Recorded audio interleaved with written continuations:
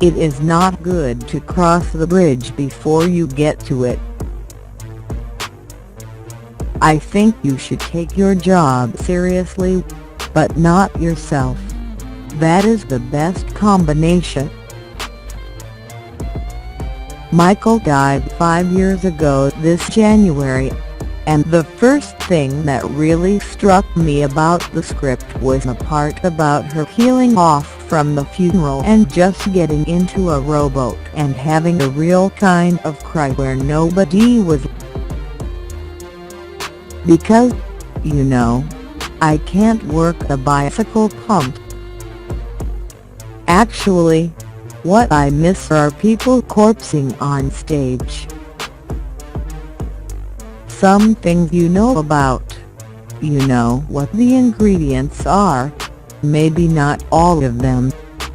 But it's up to you to put in the amount. It's up to the director to nag you until you get it right. I'm very conscious that I'm in the minority in that I love what I do. How big is the number of people who are running to work to do a job that they like? And how lucky to be employed at it, how incredibly lucky. I think you've got to have your feet planted firmly on the ground, especially in this business.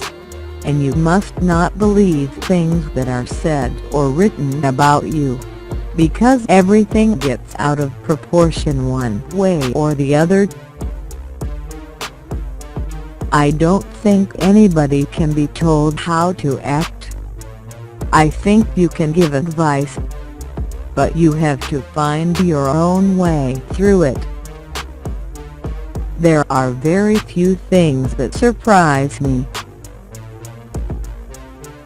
The more I do, the more frightened I get. But that is essential. Otherwise, why would I go on doing it? Seriously, though, I think I never cease to be grateful of the fact that I am able to do a job that I really love. I never got over that. It was good to learn so early. They're not going to be kind to you. You have to do it and get on, and then gulp down and get better. The difficulty with any sort of esteem is that more is expected of you. I just feel incredibly lucky to be employed when there are so many actors and actresses who are not employed. That's why, you know, I sometimes feel desperate, in case I'm not going to be cast again. And then it was working with Bob Hoskins, who I had never worked with before, except radio.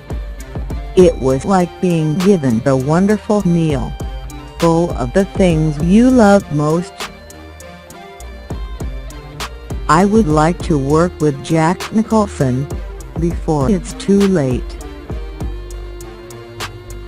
In the theater you can change things ever so slightly. It's an organic thing. Whereas in film you only have that chance on the day, and you have no control over it at all. Frankly, I never had any intense desire to go to India. I know it sounds a bit strange, but it just never was someplace I had a burning desire to visit. Anything that we can do to improve the lives of elderly people is welcome so far as I am concerned. I work out the other bits, too, but I need to know what I look like very early on. And then it's like a template. I'll fill that person out. If I get that out of the way, then I'm all right. I've always loved painting, although I never show anyone what I've done. mainly because I don't do it well. But it's like a form of visual diary for me, a way of fixing things in my mind. I am so thrilled to be nominated for something I loved working on every single day. Since Michael died, I think I've worked constantly. Friends and colleagues are very sustaining. They're the people who get you through it. It's no good to be on your own. I have no control over the film. I don't know what will be left on the cutting floor. I love being part of a company and telling the story.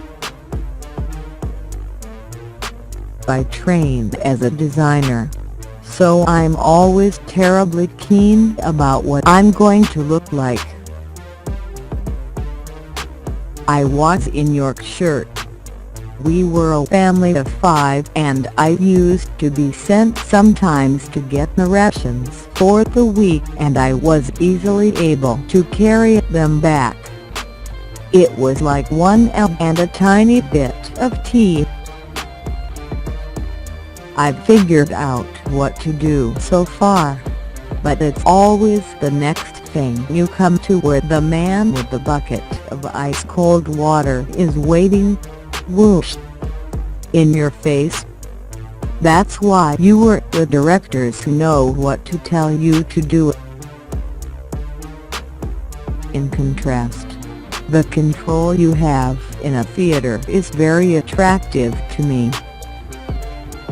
It actually was a complete departure having a woman playing him. I didn't realize at the time that it would be so noticed.